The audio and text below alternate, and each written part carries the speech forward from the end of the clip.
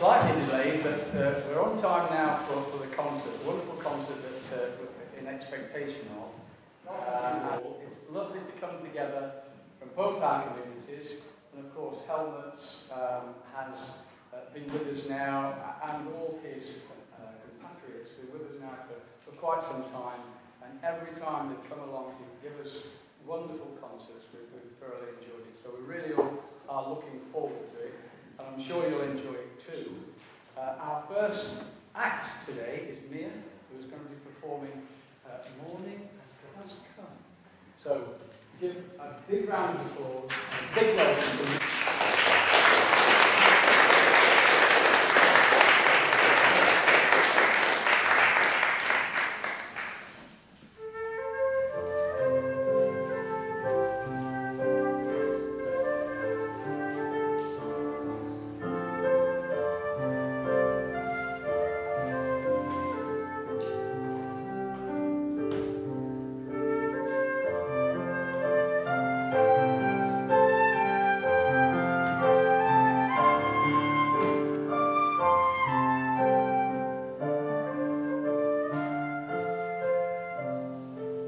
Kādas ir emocijas pēc koncerta?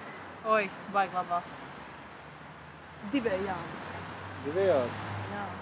Ir gandarījums, ir arī... Ir arī pasaka, jā, ir kļūdiņas. Melnā pusīte, kas ne visai labi patīkas. Bet es domāju, tas pozitīvs mums pārsver to... Nu, protams, jā, protams. Tas jau pārsver visu.